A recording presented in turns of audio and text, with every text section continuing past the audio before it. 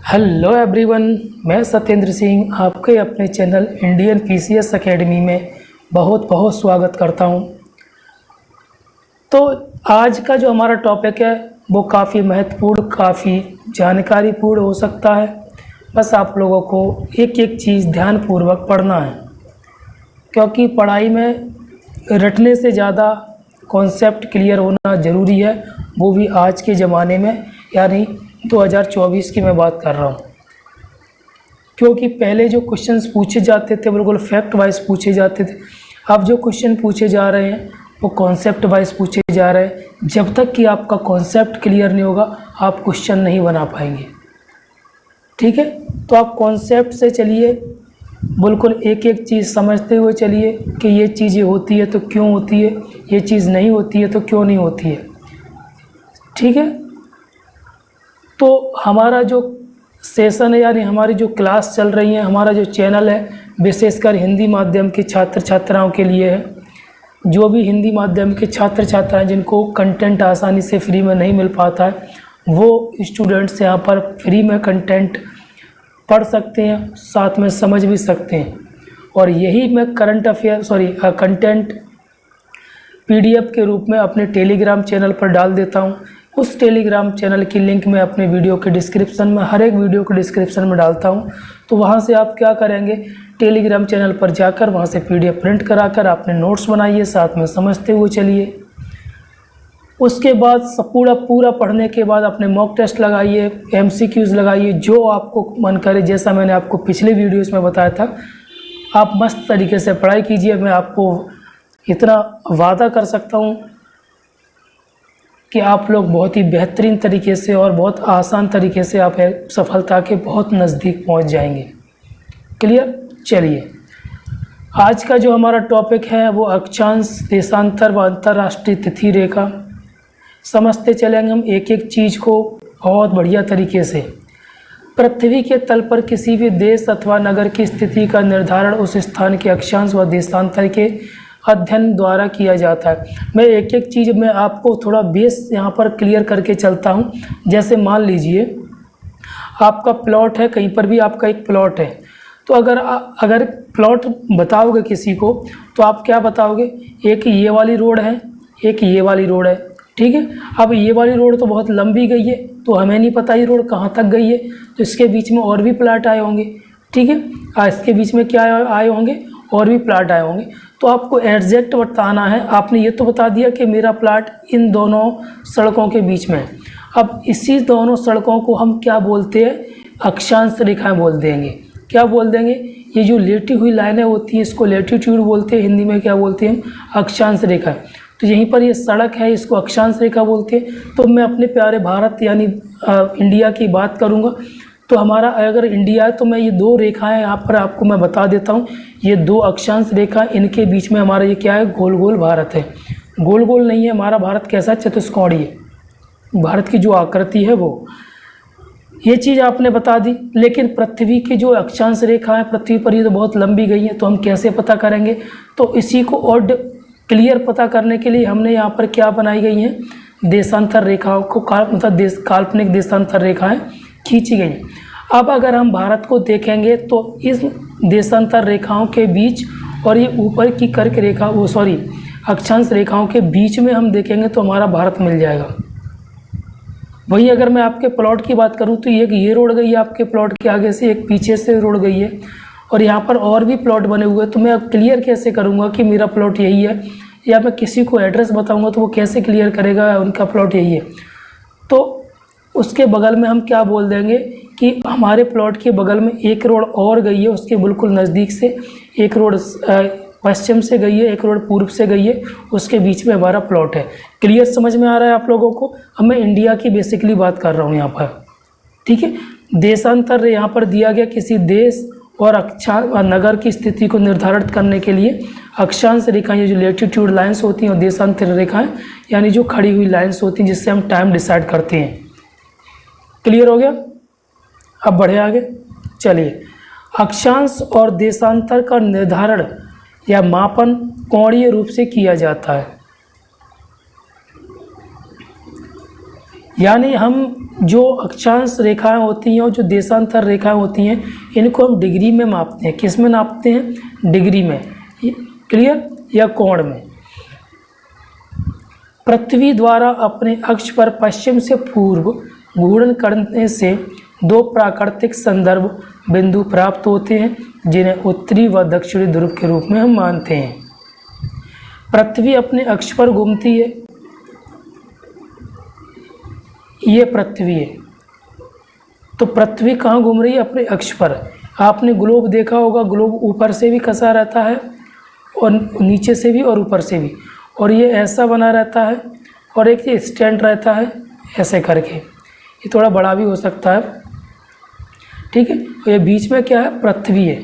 तो ये ऊपर का हो गया, ये दोनों क्या होते हैं? अक्ष होते हैं। क्या होते हैं? अक्ष। और उसको हम क्या बोल देते हैं? ऊपर का नॉर्थ हो जाता है हमारा, और नीचे का हो जाता है हमारा साउथ। तो ऊपर को हम दक्षिणी ध्रुव बोलते हैं, और नीचे वाले को ऊपर वाले को उत्तरी ध्रुव बोलते हैं, नीचे वाले को हम दक्षिणी ध्रुव बोलते हैं। इतना क्लियर हो गया आपको? अक्षांशों को 0 डिग्री या विषुवत रेखा, यानी ये पृथ्वी है, पृथ्वी के बीचों बीच से जो लाइन गुजर जाती है उसको हम क्या बोल देते हैं? 0 डिग्री। इसको विषुवत रेखा भी बोलते हैं, इसको इक्वेटर लाइन भी बोलते हैं, इसको भूमध्य रेखा भी बोलते हैं। फिर 90 डिग्री मतलब 0 डिग्री से लेकर 90 डिग्री ध्रुवों के मध्य बटा हुआ है, यानी ऊपर का भी 90 डिग्री, नीचे का भी 90 डिग्री। ऊपर का होता है उत्तरी ध्रुव, नीचे का होता है दक्षिणी ध्रुव, तो 2 ध्रुवों में बटा हुआ है। जबकि देशांतर 0 डिग्री प्रधान, इसको हम यामोत्तर रेखा भी बोलते हैं, से लेकर 180 डिग्री अंतर्राष्ट्रीय तिथि रेखा में विभाजन किया गया है। इतना क्लियर आप लोगों को? चलो आगे बढ़ें।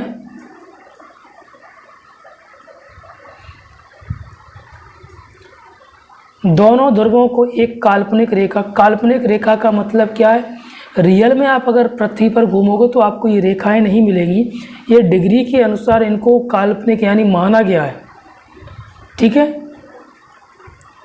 आपस में जोड़ती हैं, जिसका मध्य बिंदु पृथ्वी का अक्ष कहलाता है। फिर से इस लाइन को मैं दोहराता हूँ। दोनों ध्रुवों को एक काल्पनिक रेखा यानी उत्तरी ध्रुव और दक्षिणी ध्रुव को एक रेखा जो जोड़ती है, उस बिंदु को हम क्या कह देते हैं? अक्ष कह देते हैं। यह अक्षीय रेखा पृथ्वी को 2 भागों में बराबर विभाजित करती है। 2 अक्षांश तथा 2 देशांतरों के मध्य अवस्थित भाग को हम क्या कहते हैं? ग्रिड कहते हैं। क्या कहते हैं? ग्रिड। अक्षांश व देशांतर रेखाएं एक दूसरे को समकोण पर काटती हैं, यानी ये हो गई हमारी अक्षांश रेखा, ये हो गई हमारी देशांतर रेखा। तो समकोण मतलब इनके बीच में क्या बनता है? 90 डिग्री का एंगल बनता है, तो उसी को हम क्या बोल देते हैं? इंग्लिश में रेक्टेंगल बोलते हैं, हिंदी में समकोण बोलते हैं। इतनी बात बिल्कुल क्लियर हो गई। चलो बढ़ते आगे। यहाँ पर आप ये लाइन जो देख रहे हैं, इस लाइन को क्या बोल देते हैं? International date line. क्लियर? तो इसको टेढ़ा क्यों किया गया है? जैसे मान लीजिए ये एक कंट्री है, यहाँ पर कोई एक कंट्री में यहाँ पर समझा दे, तो एक कंट्री है यहाँ पर। अब ये लाइन अगर यहाँ से निकलेगी सीधी, तो ये भारत है, तो सीधी मान लो, सीधी छोड़ो, ये है भारत, यहाँ से निकली, तो ये है डेट लाइन। मतलब इधर की डेट अलग होगी इस जगह की, और इस जगह की डेट अलग होगी। अगर ये लाइन टेढ़ी नहीं होती तो यहाँ पर इसके बीच में जो आने वाले कंट्री होते हैं, नगर होते हैं, उनकी डेट क्या हो जाती? चेंज। तो अब होता क्या है, यहाँ पर मैं समझाता हूँ। यह है इंडिया, तो ये है, ये लाइन आ रही है सीधी, ये लाइन सीधी आ रही है, तो इसको अगर इस तरफ लेना है इस डेट के अंदर, तो इस लाइन को इधर टेढ़ा कर दो, फिर सीधा कर दो। अगर इस लाइन को इधर लेना है तो इसको इधर टेढ़ा कर दो, फिर सीधा कर दो। तो ये क्या होता है? लाइन टेढ़ा करने से डेट लाइन जो टेढ़ी हो जाती है उससे तिथि चेंज नहीं होती, यानी डेट चेंज नहीं होती, एक देश की डेट एक ही रहती है। अगर इसको हम बीच से निकाल देंगे तो इधर की डेट अलग हो जाएगी, इधर की डेट अलग हो जाएगी। क्लियर हो गया? चलो आगे बढ़ते हैं ना। बस मैं आप लोगों को एक चीज़ बोलना चाहता हूँ, मैं लाइक की नहीं बोल रहा हूँ, लेकिन आप लोगों को बस इतना करना है, यहाँ पर जो क्लासेस भी आप ले रहे हैं, ये क्लासेस आप ले रहे हैं तो इसको ज़्यादा से ज़्यादा शेयर करना है, ताकि आपके वो भाई बहन दोस्त जो भी रिलेशंस में है उनको तक ऐसा कंटेंट अगर नहीं पहुंच पाया है इतना डीप में या पूरा विस्तृत तरीके से, तो आप उन तक ये शेयर कीजिए ताकि उनको भी इसका लाभ हो। मैं लाइक की तब तक नहीं बोलूँगा जब तक आप अपने मन से लाइक ना करें, आपको कंटेंट अच्छा लगे तब तक मैं आपसे लाइक की नहीं बोलूँगा, सब्सक्राइब की भी नहीं बोलूँगा। क्लियर हो गया? चलिए आगे बढ़ें। अब सबसे पहले हम यहाँ पर समझने वाले अक्षांश रेखाएं क्या होती हैं। एक मिनट, थोड़ा पानी पी लूँ।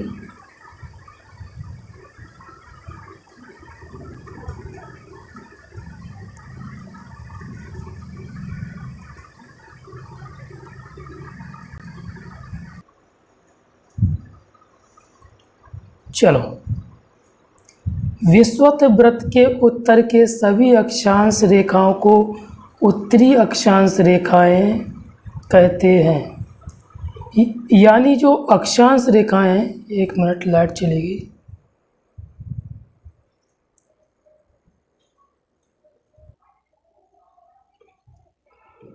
देखिए, हम जो पढ़ने वाले हैं वो पढ़ने वाले अक्षांश रेखाएं।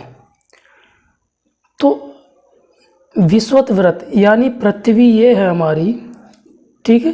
तो बीच से एक रेखा गुजरती है, काल्पनिक रेखा 0 डिग्री से, उसको हम क्या बोल देते हैं?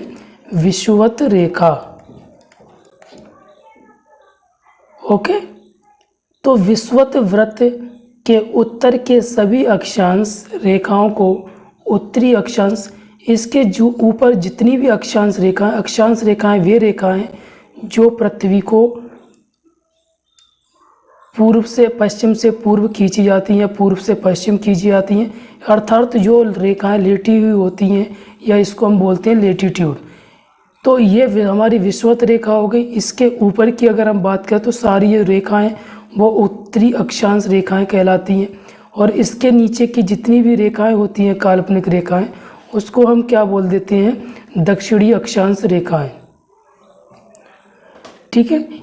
इसलिए प्रत्येक अक्षांश के मान के साथ उसकी दिशा यानी नॉर्थ और या साउथ यानी दक्षिण, ऊपर के हिस्से को हम नॉर्थ बोलते हैं, नीचे के हिस्से को हम साउथ बोलते हैं। इसीलिए उस इधर की जो रेखाएं होती हैं उनको हम क्या बोल देते हैं? उत्तरी अक्षांश। और विषुवत रेखा से नीचे की जितनी भी रेखाएं होती हैं उनको हम क्या बोल देते हैं? दक्षिणी अक्षांश। महत्वपूर्ण अक्षांश रेखाएं हम पढ़ेंगे, यानी अक्षांश रेखाएं कई हैं, उसमें सबसे महत्वपूर्ण अक्षांश रेखाएं हम पढ़ेंगे। पहली अक्षांश रेखा है भूमध्य रेखा या विषुवत रेखा, जिसको इंग्लिश में इक्वेटर लाइन भी हम बोलते हैं। भूमध्य रेखा पृथ्वी की सतह पर उत्तरी ध्रुव एवं दक्षिणी ध्रुव के मध्य दोनों ध्रुवों से समान दूरी पर स्थित है। यह एक काल्पनिक रेखा है। यहाँ पर हर बार काल्पनिक रेखा आ रही है। काल्पनिक रेखा का मतलब क्या होता है? ये रियल में कहीं खींची नहीं गई है, सिर्फ ये इमेजिनरी लाइन है। इसको सिर्फ हम इमेजिन कर सकते हैं, हम पढ़ते हैं उसके अनुसार। जो पृथ्वी के 2 बराबर भागों में उत्तरी गोलार्ध एवं दक्षिणी गोलार्ध में विभाजित करती है। तो क्वेश्चन अगर आपसे पूछा जाता है कि वो कौन सी रेखा है जो पृथ्वी को 2 भागों में डिवाइड करती है, तो उस रेखा को हम बोलते हैं भूमध्य रेखा या विषुवत रेखा या इक्वेटर लाइन। ठीक है। इसे 0 डिग्री, जैसा कि मैंने यहाँ पर आपको बताया था, अक्षांश के नाम से भी जाना जाता है। अक्षांश रेखा यानी जितनी भी हमें लेटी हुई लाइनें मिलेंगी उनको हम क्या बोल देंगे? अक्षांश रेखाएं। विषुवत रेखा से दोनों ध्रुवों उत्तरी एवं दक्षिणी तक दोनों गोलार्धों में अनेक समांतर वृत्तों का निर्माण होता है।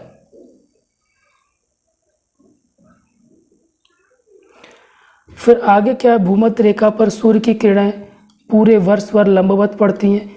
लंबवत मतलब ये विषुवत रेखा है, यहाँ पर सूर्य तो सीधी डायरेक्ट किरणें पड़ती हैं, जिससे भूमध्य रेखा पर अत्यधिक क्या होता है? सूर्य ताप होता है, जिससे तापमान सदैव उच्च बना रहता है। इसी कारण यहाँ वार्षिक वर्षा दैनिक तापांतर बहुत कम होता है। ठीक है। दैनिक तापांतर का मतलब क्या होता है? दैनिक तापांतर का मतलब होता है दिन का और रात का जो टेम्परेचर होता है उसमें अंतर कम होना।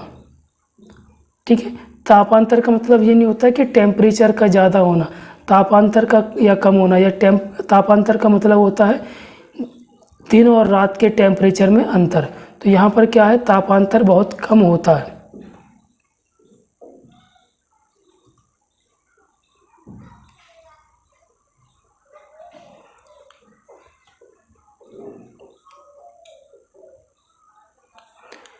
फिर आगे क्या है, भूमध्य रेखा पर पूरे वर्ष दिन एवं रात की अवधि क्या होती है, बराबर होती है। तो आपसे क्वेश्चन पूछा जाएगा कि कौन सी जगह पर दिन और रात की अवधि बराबर होती है, तो कहाँ होती है, भूमध्य रेखा पर वर्ष भर दिन और रात की अवधि क्या होती है, बराबर होती है। तथा शीत ऋतु का प्राय अभाव होता है, यानी सूर्य क्या होता है यहाँ पर लंबवत पड़ता है। ठीक है, तो यहाँ पर लगभग गर्म से शीत ऋतु नहीं होती, यानी सर्दी का मौसम ना के बराबर आता है। भूमध्य रेखा पर वर्ष में 2 बार यानी 21 मार्च को और 23 सितंबर को सूर्य लंबवत होता है।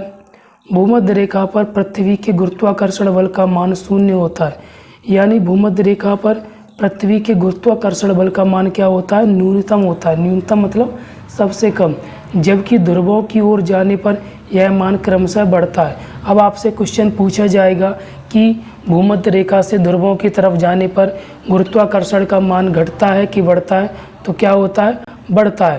क्लियर हो गया। ध्रुवों पर यह सर्वाधिक होता है क्योंकि पृथ्वी ध्रुवों पर कुछ चपटी होती है, जिसके कारण पृथ्वी के केंद्र में ध्रुवों की दूरी भूमध्य रेखा पर सबसे मतलब उनके मुकाबले क्या होती है, कम होती है।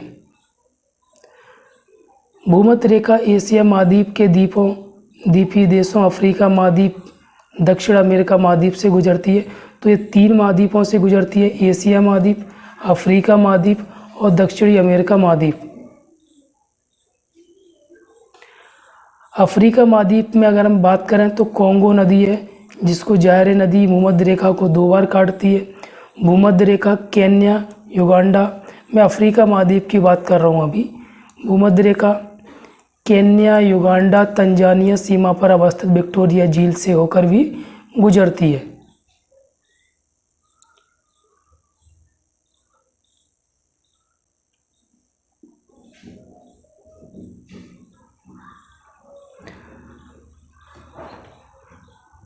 इतना क्लियर हो गया। तो इसके बाद हम जो अगली जो रेखा पढ़ने वाले हैं वो हम पढ़ेंगे कर्क रेखा, क्योंकि अभी लैपटॉप भी कम चार्ज है।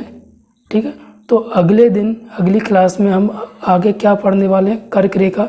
इस आज का जो मैंने कंटेंट कराया आप उसको एक बार रिवीजन कर लेना, हालांकि ज़्यादा कंटेंट नहीं है, थोड़ा ये, तो आप उससे संबंधित सारे क्वेश्चन कर लीजिए और आगे कर्क रेखा को भी आप थोड़ा तैयार कर लीजिए अपनी लेवल पर, फिर मैं कल पढ़ा दूँगा इसको। ठीक है, चलो, थैंक यू।